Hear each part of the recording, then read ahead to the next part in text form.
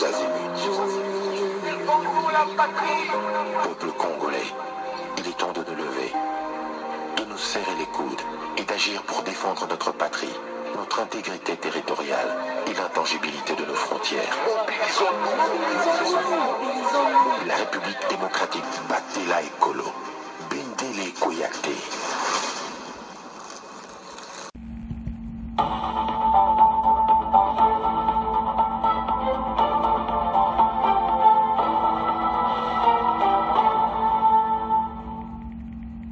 Bonsoir, bonsoir, bonjour, c'est Congo News 24. Bande Konanga, comme toujours avant de commencer notre émission, nous disons merci à Dieu. Nous disons merci à nos chers abonnés et téléspectateurs qui nous suivent partout dans le monde et en RDC. Bande Konanga, soyez les bienvenus. L'émission n'a pas de solo ensemble, ma solo yamboka. À la une chez téléspectateurs, Bandeko Eza Somo Awa. Dossier Oyo, d'abord, entrée triomphale, il y a FARDC à Uvira. Toro Batunyo Soba Yebi ce qui s'était passé, et puis Toro Yoka, selon au journal Le Lobby, et te Bandeko Nangai, makambo ezoleka pour le moment ba américain batie pression ko sakanate si Kagame et puis réunion et kozala lobby Kagame en face de Trump wapi na Suisse na Davos makambo za minene donc makambo yo eza ya koyinda na ndenga ko sakanate alors bana mboka dossier à Lomé to yoka pe yango et voilà la suite tout développer ma solo. Toko banda na oyo kaka oelega kina Lomé. Ezalaki à haut niveau, représentant américain azalaki, Doha azalaki, alo mena suite nango, yango nde otozoyoka, oyo, FARDC, bango bakite na Uvira. Lomé situation ezalaki a kosaka nango te. C'est pour cela que, bata Kagame, babimi na Uvira. Ba téléphone à kosakanati. Il fallait pression à makasi pour bateau yo babima. Lomé zaki n'impact. Parce que ba solo la kina ba américain représentant américain zalaki wana ma solo nyo sondenge betamaki lelo to moni suite. Alors, mais là soto otala dossier oyo. Pourquoi toza ko kenina ngona ndenge wana? Parce que batu oyo bozo mona oyo basali na sima na bango après avoir quitté eza mawa makambo eza minene mais avant meto yana oyo salami na Uvira to banda nanu ba conséquence wana ya Lomé ndeni makambo Lomé leki to tanga yango pour comprendre ce qui se passe. Les diplomatiques de la RDC sont loin de Lomé, loin des projecteurs internationaux de Washington et de Doha. C'est vers la capitale africaine de loin de Lomé que le président de la République Félix Tshisekedi tourne résolument son regard. Entre le 14 décembre 2025 et le 12 janvier 2026, le chef d'État a effectué 3 visites successives en Angola et une au Togo, une cadence révélatrice. Selon Econews, elle a dit long sur centre de gravité des négociations en cours. La question demeure, Lomé et Luanda, avec leur autorité morale et leur patience diplomatique, parviendront-elles à fissurer le blocage actuel ou au contraire, jusqu'ici échouer à ramener la paix durable? La réponse se construira dans les prochaines semaines et prochains mois. Loin de Washington et Doha, les potentiels s'interrogent sur les dilemmes du chef de l'État derrière l'effervescence diplomatique. Note le quotidien, se profile une classe politique profondément fragmentée et une insécurité persistante à l'est marquée par l'avance du M23, soutenue par le Rwanda. Et de conclure, entre pression régionale, calcul politique, intense et urgence, sécuritaire, les chefs de l'État avancent sur un fil face à un pays qui semble, une fois de plus, hésiter entre ce collectif et alisement dérive communication. Donc, ce que vous avez makamwe liga ki na Lomé, na fore et yadema, ba réunion à Salaki.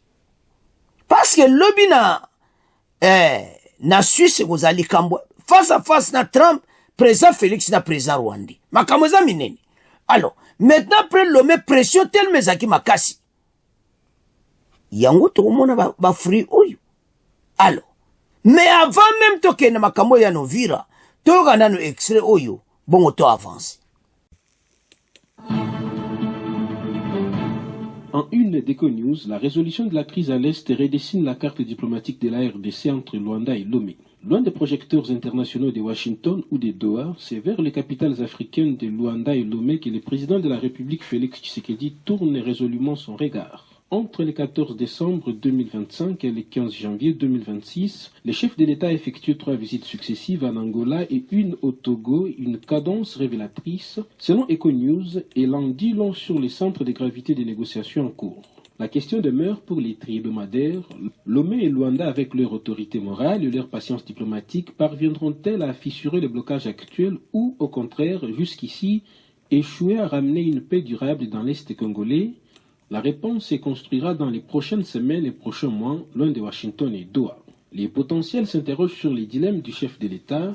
Derrière l'effervescence diplomatique, note les quotidiens, se profile une classe politique profondément fragmentée et une insécurité persistante dans l'Est, marquée par l'avancée du M23 soutenu par les Rwandais. Entre pression régionale, calculs politiques internes et urgence sécuritaire, les chefs de l'État avancent sur un fil face à un pays qui semble une fois de plus hésiter entre sursaut collectif et enlisement. Bandeko tolandi biso nyonso ete Lomé zaki na impact. Par ces autres joueurs, président Félix asali batour. Il faut air moko tondima. Que diplomatie baza makasi pa na biso. Makamususu bazozanga. Ndenge kasali batour a Luanda mibale monde ezali koningana. Akembala moko Lomé makambo sala. Melo tontolo bezani. Tant que ça diplomatie, il faut côté mususu peto avancer na makamusu peto to meka ko forcer côté armée na biso pour biso to avancer pe na makasi parce que oui, il y a des progrès côté armée. Toyebi parce que bazaki na sous pression pour ba quitter Uvira. Alors, ba téléphone nyonso wane salami entre Washington, Doha, Kigali, ba beng Kagame ba tie pression. Suga ki Kagame sanina. OK? Mais ba y a des membres ba bengi ye. Je me dis forenya sigwe ba bengi ye. Mais les kaka ba américain ba tombo livo. Bango ba bimiti. Mais ko bima yango pe bandeko eza grave. Bomona oyo basali. Baza ko buka même tina be église.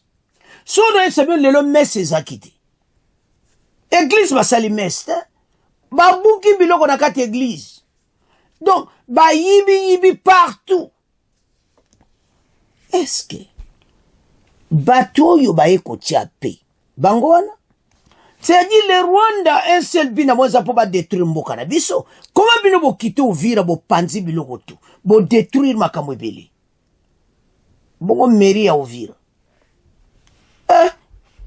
Oyo kaka pièce contre pièce. Batali oyo. Oyo tetozwa oyo. Do ba buki pa. Mena ebati. Est-ce que armée rwandaise Pochaka makelelo ba. Mbongo ni bo bazwa ke pa Kagame. O bazo yiba boy. Ko buka. Bandeko. Oyo ka dernier de pillage.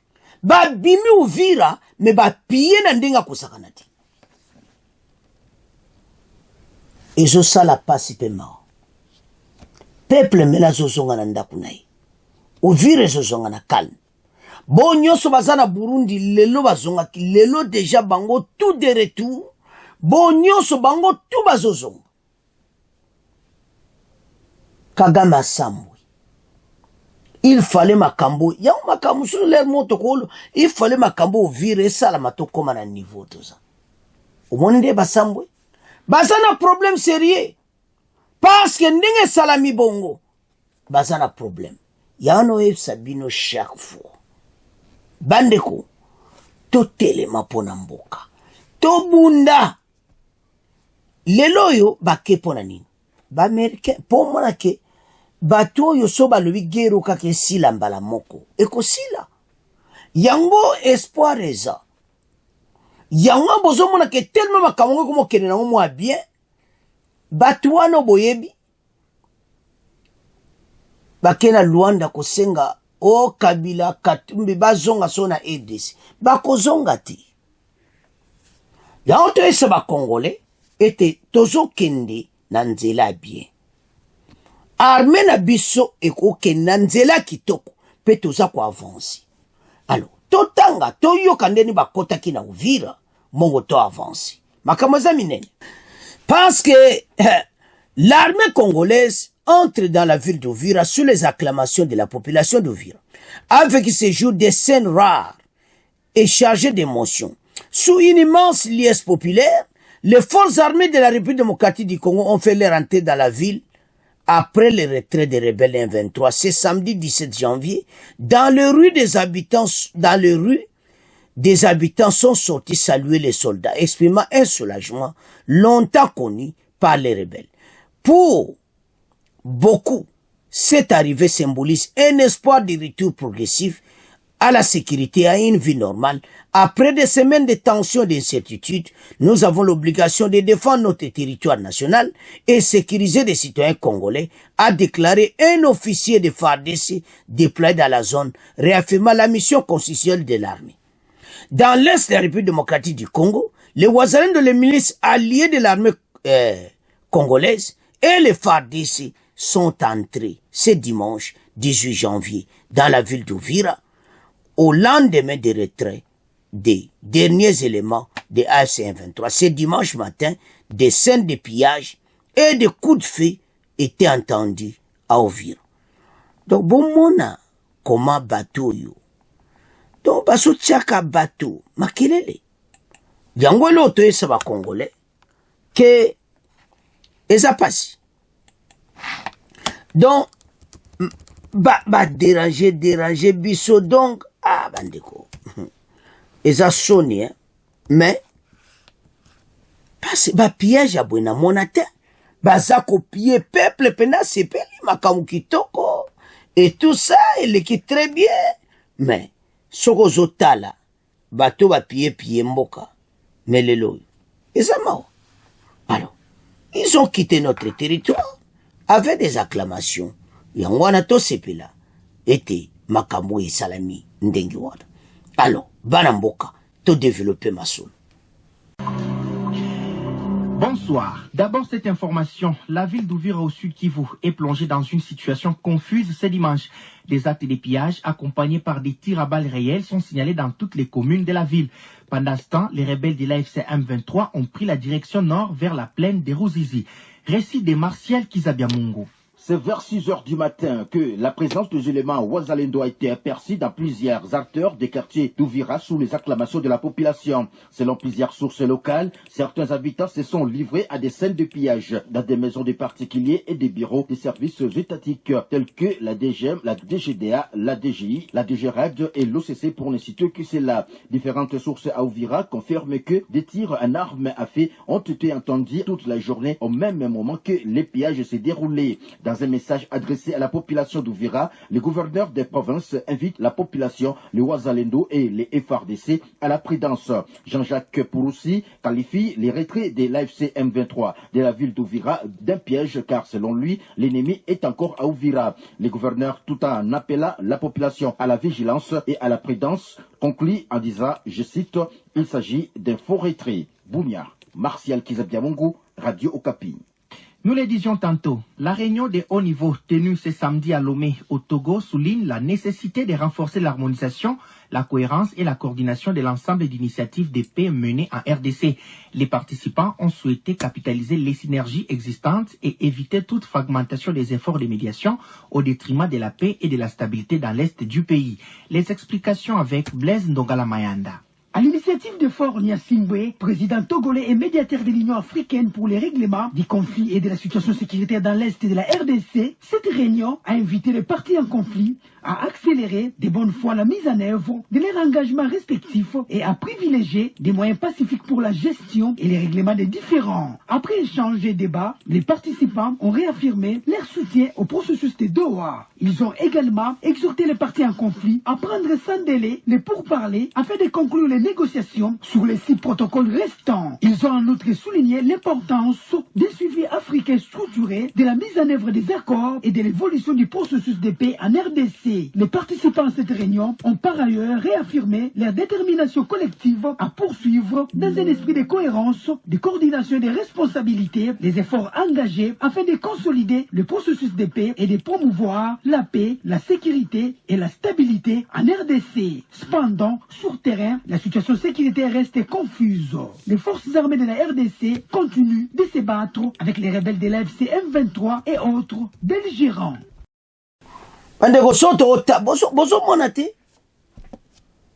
Des appels à Washington, des appels, donc, appels les obenga, ma partout. Et c'est un Congolais à comprendre. Ndeni message en wezoken. Et maintenant, bayokango. Armée na biso batelemi pona mboka e. Benemi na biso bazoyoka soni. Ils vont quitter et maintenant peuple a sepeli. Et maintenant, tout élément, tout vandi. Maintenant, mboka na biso, toute sécurisation et baniko salam. C'est comme ça. Donc, son otala batoyo, ba mboka na biso mobulu, ba yibi ba biloko, ba sali ba pillage onde ba lingi. Mais le loto comme moi. Maintenant, ba zo regretter. Et voilà la situation tozo vivre na. Voilà la situation. Y'en a ça va congolais. Bolamuka. Pays n'a pas la bonne voie. Mais les ennemis de la paix sont partout. Yangotina, biso, to, monsieur zala kufungwama. Mena ba konzi, bokoti na ovira. Mission ezali, pour bo garder population, de binomo bolobiwan. Boluka, tous en a position de force. Soit c'est ceux qui tous en a position de faiblesse. Bato ba continue biloko. Bo imposer. Même ba quitter Bukavu avant même bozonga na Doha. Faut pas quitter. Normalement, il fallait pas quitter partout. Parce que présent Burundi a l'ouba kiboui. Toko ke na Doha kusola ndenini. Tant que bango, ti lelo bazo quitter. Parce que, accord et le bête armée rwandaise va cause à na RDC. Mais va respecter accord. Mais bazaka si le sol congolais. Ba na Uvira, ba monaki bango, na Bukavu, bazali, mais ba quitter le territoire congolais, comme ça tozonga. Yango tozo se ba konzi, bozonga na doate. Et comme état congolais nyonso atombola mongongo akoma. Ete gouvernement na biso avant bazonga kuna, bango ba respecter accord. Parce qu'il faut pas respecter accord, ba quitter. Ndenge ba quitter Uvira, ba quitter Bukavu, ba quitter, ba Kiwanja partout. Et que ça l'impossible, parce que ba konjo tozana bango, il faut ba yo ka peuple ba quitter. Ba touana ba quitter. Présent Burundi a le mais comment to solo là, entre temps bozo respecter accord. Bango na bazo meka okikota Fizi. Fizi bitumba na batwa neo. A Fizi pe lisu nzela na bakotobola lisu bakende. Donc, ezo senga bakonzi bazo ba décision bato ba quitter Bukavu. Bazonga na Doati. Est-ce que bakoyokela biso ba Congolais? Et loko présent Félix Tosenga kana yoka ka o pete zoloba. Parce que ba problème kana mutuna e. Comment on dit cela bombino bozana na Bukavu? Comment on discute la bombino na bozakuna? Eza bongota? Eko sala ma bongota? Yo na makambo to oke nango. Eza makambo kusakana te. Yango na zo senga na bino ba Congolais. To lamuka. To telema, to loba. Ole to kritika na mupanzi. Bwakoloba. Platango, bon peut un message. Président Félix, c'est pas yoka ba Congolais. Tande ba quitter Uvira. Pourquoi? Président Félix a lui, faut pas bima. Toke doati. Bon imposer la même na Bukavu. Ba quitter Bukavu. Profiter à ce moment de ba quitter Uvira. Bon le va me ba quitter pe Bukavu. Comme ça sur le nord Ramboluka. D'autres années la problème qu'il y a nord Kivu. Que sur Kivu, bateau bazalate. Maintenant il faut qu'on impose. Il faut pas qu'on dise baloba. Ba yebisa ba amerikete. Biso poto zonga na doa. Ba on ba quitter Bukavu. Parce bazalaki wanati. Na makambo tous les bango ba wel ba yaki na Goma. Ba boto la capitale ya Nord Kivu. Mais ba yele su na Sud Kivu comment? Bazala besoin ka ba minere na Sud Kivu. Ba récupérer ba zo ba minere na sonyoso. Économie normalement ce qu'il faut nous appeler likolo. Mais ba minere belé. Eso kendi. Na maboko Kagame. Yango na osenga na ba Congolais. En tout cas, il est temps. Alors. Maintenant, toke na point na biso oyasuka. Lobi ba okuta na doa. Hey! Ba benga ki di na téléphone Kagame azangati. Président Félix na mesa, Kagame na mesa. Oui, toye makambo économie. Mais makambo ya binyo ya S, il faut aussi lisa ao. Kagame zoba soda no nyonso fati lobi zala street. Yebisa bango na miso ya Kagame. Azwa batu na nyonso bazara EDC babima bongo tokine doa. Parce baza coincé pour le moment. Baza bloqué. Doa ne suka makambo. Total. Oh là là. Le président Félix dit figure parmi les invités de la 56e réunion annuelle du Forum économique mondial à Davos, qui se tient du 19 au 23 janvier 2026 dans les Alpes suisses sous le thème « Un esprit de dialogue ». Ce sommet réunit un nombre important de dirigeants, près de 3000 participants issus de 130 pays, dont une soixantaine de chefs de l'État, gouvernement, pour aborder les grands défis géopolitiques, technologiques et climatiques de l'époque. Alors, Bango, Baokutana, na Trump. Rencontre entre Trump, Kagame et Fachi à Davos, en Suisse. Donc, à Davos, en World Economic Forum, makambo eza minene. Alors, Fachi bazana Kagame na Davos. Wana sikoyo Trump akozala. Basolola. Ba décision ezwama. Kagame biso to ozonga doate bimisa batuna yo passe aussi yaki ako. Voilà. Donc président Félix azala ndenge salamaki na Uvira. Ndenge lelo tozomona batuna esengo na Uvira bazobima. Alors les voisins de l'armée congolaise sont entrés ce dimanche. Alors tout le monde a fait Bukavu. Tokota triomphalement na Bukavu bato babima. Donc lobby bandeko na 56e sommet réunion ya forum à Davos makaboza minene du 19 au 23 janvier 2026 semaine au mobimba Davos ezaya koningana. Alors bana mboka voilà nde masolo kozala donc 5 jours mobimana Davos masolo ensemble Kagame azana problème sérieux parce que wale zesuri kama journée mokote lelo bo solo li bo lobi lisusu le donc Davos na Suisse n'est pas makamutu ko katama to développer ma solo. Qu'est-ce qui va se passer à Davos? Nini eko salama na Davos? Baramboka makambo za minene na Davos. Président Félix, président Kagame bakokuta na face na Trump ou bien bakotinda Rubio ou bien Rubio mutakozala. Forum économique ko changer na makamba RDC. Déjà ba flash e badaki déjà Kagame azangati. Président Félix va sibe invitaki azangati. Bangonde place masolo en face ko betama. Alors, message n'a pas président Félix. Pour ça en face, c'est sa condition. Que vous ne pouvez pas aller à Doha si les Panthéons n'ont pas quitté Bukavu et d'autres villes. Imposé. les opportunités. Il faut ça la mandengwana. Donc, c'est une obligation. Oye salame na Uvira, babimiti. Wana pi fait salam. Kagama ya jista yebete baza wana temporaire. Faut qu'on l'accède. Ba jista. Makambo yo mone a est, match si sili. Kagame kandenga siaki stilo yo facha za ulo badakala. Kagame a signé accord à Washington. Makambo sili. Parce que les pantels makama douane zano il n'y a rien. Ozomona. Alors, tango batu nyoso ba osangana bazomona makamba bo. Le président rwandais a mal vu.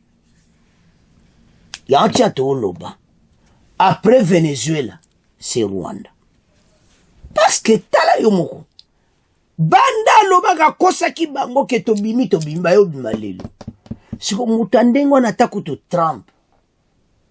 Ataku ba American ngo. Bazaki ensemble na ye Kagame. Bako accepter impolitesse abou. Est-ce que Trump a accepté ba aventure à Kagame oy? Depuis quand? Bako tagi no vire. Tala lera zo ya kubima. Depuis bagangilaki. Mutumakasi. Mutumakasi suka kamabe. Uzamona, makambo tozo loba ba Congolais bele bo zongo kaka boy. Tala émission na biso. Et moto tchaka boyo ki pena radio ezo confirmer makambo. Makambo za minene. Lobi na Davos. Le président Tshisekedi et Kagame tête à tête. Ma soleil aussi là. Et de ces oyo. Makama est au déjà suite nango. Parce qu'on en a marre. Dossier oumeli tellement à trop. Ba Congolais bazana posa kimia. C'est que nous voulons. Richesse munene to anango, to kabula ango na ba Rwandais illégalement. Exam injuste pour le peuple. Voilà comment notre population va souffrir. Ba musu ba kiko et c'est bilo qu'on a tout. Boko tsango na tribunal international. Souffrance à peuple nde ba kitaki Uvira, nde ba kitaki Gomba, kitaki Bukavu. Mais il faut armée rwandaise sur le sol congolais, il faut pas foutre à grand bongo. Parce que bako wanga na te, rapport ya ONU, isali. Plus de 7000 soldats rwandais sur le sol congolais. Donc, nazo mona ketaba okotsa makamona cour international de la justice. Ou ezana la hey, taba okotsa ba ofute bela mboko leka oyo Uganda futaki. Maintenant, ba sentir. T'as le peuple à souffrir. Alors, message à ça pourquoi Lilo. Nini, qu'est-ce qui va se passer à Davos, en Suisse, l'obiti vendredi? Tout le monde a les deux chefs d'État, na représentant américain, ou bien Rubio Kozalawana, ou bien Yemoko Trump, match Kozamobulu. Alors, Banamboka. Tala ndenge makamango ko yinda na Davos. Kuna nde masolo tozo silana. C'est à ce point. Donc comment clôturer mission na biso. Bon continuer ko s'abonner. Au revoir. À la prochaine.